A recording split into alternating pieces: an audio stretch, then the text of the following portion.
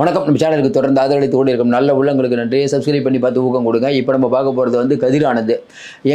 மடியில் கனமில்லை, வழியில் பயமில்லை. வெளியில் சொல்லும்போது இந்த வார்த்தை, உள்ளே போகும்போது எனக்கு ஞாபகம் இல்லை, எங்கள் ஆடிட்டரை கேட்டு சொல்லுங்கள், எனக்கு அதை பற்றி தெரியாது.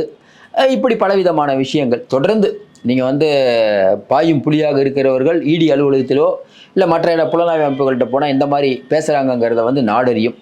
இப்படிப்பட்ட சூழ்நிலையில் இன்றைக்கி கதிரானந்த் அவர்கள் வந்து நல்லவரா கெட்டவரா, அவர் ஊழல் பண்ணியிருக்காரா இல்லையா அப்படிங்கிறத புலன் விசாரணையில் தெரியும். ஆனால் ஒரு சம்மன் உங்களுக்கு அனுப்புகிறாங்க, நீங்கள் ஒரு நாடாளுமன்ற உறுப்பினர் 7-8 தடவை அனுப்புகிறாங்க, நீங்கள் ஆஜரே ஆகாமல் கடைசியாக அனுப்புகிற சம்மனுக்கு மேலே உச்சநீதிமன்றத்துக்கு போகிறீங்க. உச்சநீதிமன்றம் இல்லை நீங்கள் உயர்நீதிமன்றத்துக்கு போங்க அப்படின்னு சொன்னாங்க. ஏன் உயர்நீதிமன்றத்துக்கு நீங்கள் போகல?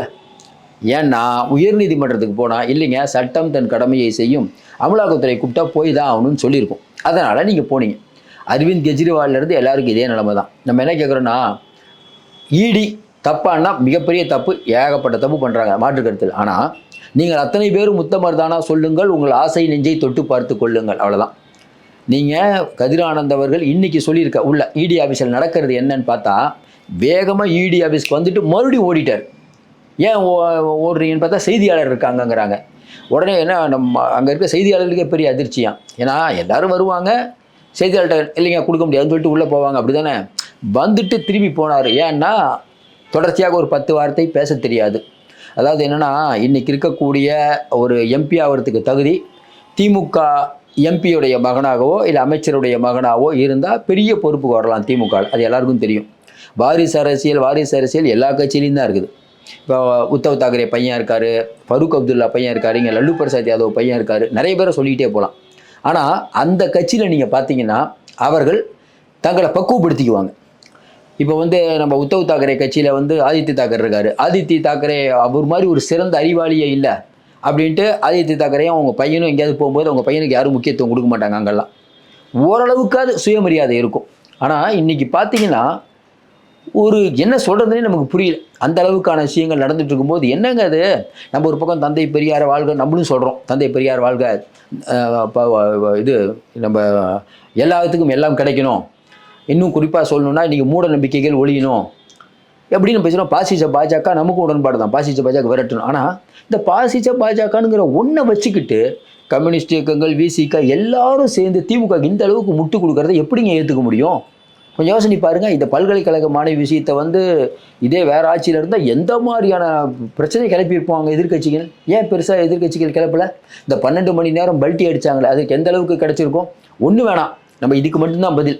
11 மணி நேரம் வேலைன்னு நீங்கள் சொன்னீங்க, மறுபடியும் அதை திருப்பி மாற்றினீங்க 4 நாளில். ஏன் மாற்றினீங்க? இப்படி பேசிக்கிட்டே போகலாம். இன்றைக்கி என்ன இடி ஆஃபீஸில் நடக்குது? இடி ஆஃபீஸில் காலையில் வந்துட்டு திரும்பி போய் மறுபடியும் வராரு. இப்போ உள்ளேருந்து வர தகவல் என்னென்னா, இல்லைங்க எதை கேட்டாலுமே ஆடிட்டரை கேட்கணும், எனக்கு மறந்து போச்சுங்கிறாங்கன்ட்டு. இதான் எல்லாருமே சொல்கிறது தானே, இதெல்லாம் புது டைலாக்கா அப்படின்னு கேட்டால் இல்லைங்க, மற்றதுக்கும் இதுக்கு வித்தியாசம் நிறையா இருக்குது. என்னங்க வித்தியாசம்? செந்தில் பாலாஜி வழக்கை பொறுத்த வரைக்கும் அவர் கண்டக்டர் டிரைவர்கிட்டருந்து பணம் வாங்கினார், அதான் குற்றச்சாட்டு. அந்த பணம் ஹவாலா பணம், ஹவாலாக்கு செலவழிக்கப்பட்டது. அவங்க மனைவி மேகலா மீதும் இவர் அக்கௌண்ட்லேயும் பணம் வந்திருக்கு, இதுதான் கேஸ். அது வந்து அது ஒரு மாதிரியான கேஸ். ஆனால் இந்த விஷயம் என்னென்னா, வீட்டிலேருந்து எடுக்கக்கூடிய பணக்கட்டில் 200 ரூபா நோட்டு. அப்போ வந்து இந்த 200 ரூபா நோட்டு எப்படி இவருக்கு கிடைச்சது? ஏன்னா ரிசர்வ் பேங்க் அச்சடிச்சு மொத்தமாக இவ்வளோ பணம் ஒரே ஆளுக்கு கொடுக்க மாட்டாங்க. உங்களுக்கு தெரியும், முதல்ல அவ்வளோ பணம் நம்ம மக்கள்கிட்ட இல்லைன்னு வச்சுக்கோங்க. இவங்க சொல்கிற 10 கோடி தான். இந்த பணம் இவங்களுக்கு எதுக்கு தேவைப்பட்டது? எதுக்காக நீ 200 ரூபா வாங்கினீங்கன்னா என்ன பதில்? ஸ்ட்ரெயிட்டான பதில் சொல்ல முடியாது.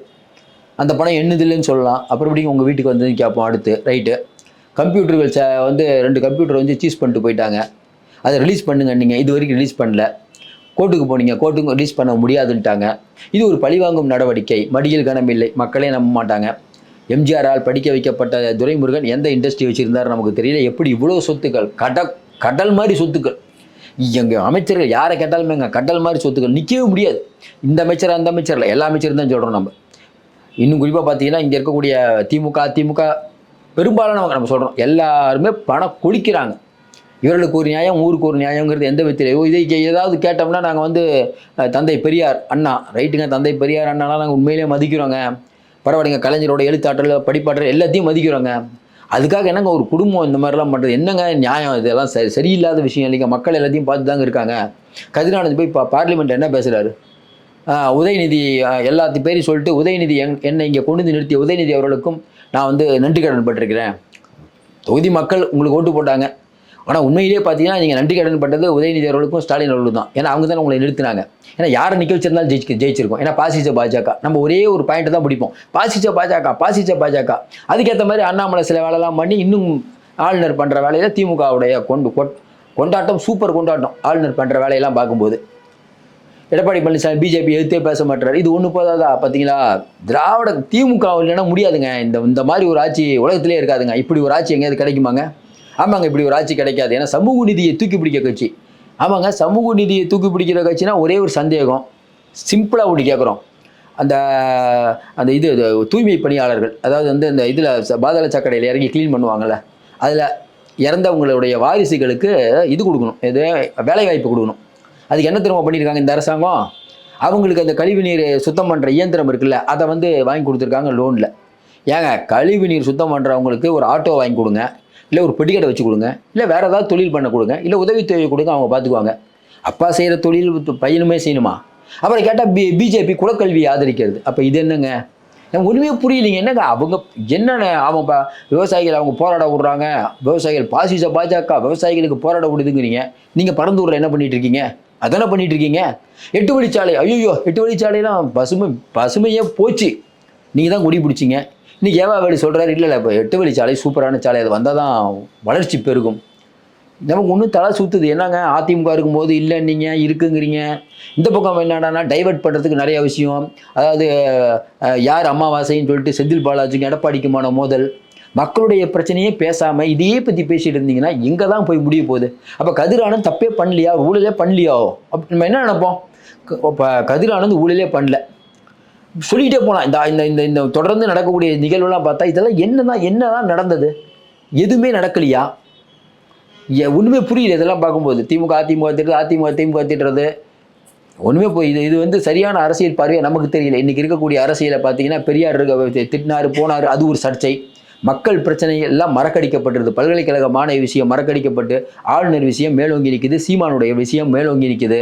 இது வந்து இதை நீங்கள் என்ன நினச்சிட்ருக்கீங்க? இதே மாதிரி ஓடுன்னு நினைக்கிறீங்க. மக்கள் பார்த்துட்டு இருக்காங்க சார். ஒரு குடும்பம் எல்லாத்துலேயும் ஆட்சி பண்ணுறீங்கன்னு சொல்லி தான் ஜெயலலிதா பிரச்சாரம் பண்ணி பெரிய அளவுக்கு எடுபட்டது. ஆனால் இன்றைக்கி அதே தப்பை பண்ணிகிட்டு இருக்காங்க. இது மக்கள் பார்த்துட்டு இருக்காங்க. இன்னமும் திராவிட மாடல் ஆட்சி 200 சீட்டுன்னு சொன்னால் மக்கள் எல்லாத்தையும் பார்த்துட்டு இருக்காங்க. தமிழக மக்கள் ரொம்ப புத்திசாலிங்க. கண்டிப்பாக நல்ல பாடத்தை போட்டு வர. நம்ம என்ன கேட்குறோம், இடி ஆஃபீஸ்க்கு இன்றைக்கி போனீங்க. இந்த இடி ஆஃபீஸ்லேருந்து இப்போ அடுத்து வரக்கூடிய தகவல் என்ன? இல்லைங்க, டெல்லி சார் வந்து எல்லாத்தையும் பார்த்துட்டாரு. அப்போ என்ன ஆகும்? ஒன்றும் ஆகாதுங்க. ஒன்றும் ஆகாதுன்னா மடியில் கனமில்லை வழியில் பயமில்லை. நாங்கள் இடி கேள்வி கேட்டது, நாங்கள் பதில் சொன்ன விதத்தை பார்த்து ஈடியை திணறிட்டாங்க. அது அந்த அளவுக்குலாம் பதிலே இல்லைங்க. அப்படி எப்படிங்க பதில் சொன்னீங்க? இத்தனை லட்ச ரூபா மேலே வீட்டில் வச்சுக்க முடியாது, அவ்வளோ அதிகமாக நீங்கள் வச்சுருக்கீங்களே, அதுக்கு என்ன பதில்? அதற்கும் எங்களுக்கு ஒரு பதில் எப்படி இருக்குது? உங்களுக்கு பதிலே இல்லாத கேள்வியே இல்லை, எல்லாத்துக்கும் பதில் இருக்குது. ஏங்க நீங்கள் இத்தனை அதில் வந்து ஷேரு, இதில் ஷேரு, அதில் ஷேர், இதில் ஷேர், இத்தனை வீடு, இத்தனை வண்டி, இத்தனை வெளிநாட்டு முதலீடு, இதுக்கெல்லாம் எப்படிங்க பணம் கிடைச்சதுன்னா அதெல்லாம் நீங்கள் கேட்கக்கூடாது. அது எதுவுமே நீங்கள் கேட்கக்கூடாது. நாங்கள் என்ன வேணால் பண்ணுவோம். 5 வருஷத்துக்கு ஒரு பணம் வாங்குறீங்களா, ஓட்டு போடுறீங்களா, அதோட உங்கள் வேலை முடிஞ்சு போச்சு. ஏதாவது எடுத்து கேட்டிங்கன்னா நீங்கள் பாசிச பாஜகவோட கைக்கூலியுமோ, இல்லை எடப்பாடிகிட்ட பணம் வாங்கிட்டோமோ, இல்லை விஜய்க்கு நீங்கள் ஆதரவு தெரிவிப்பீர்கள், விஜய்கிட்ட இருந்து காசு வாங்கிட்டீங்கமோ. திமுக கொடுக்காத காசு அங்கே விஜய் கொடுக்குறாங்க. ஆச்சரியமாக இருக்கிறது. மீண்டும் சந்திப்போம். நன்றி, வணக்கம்.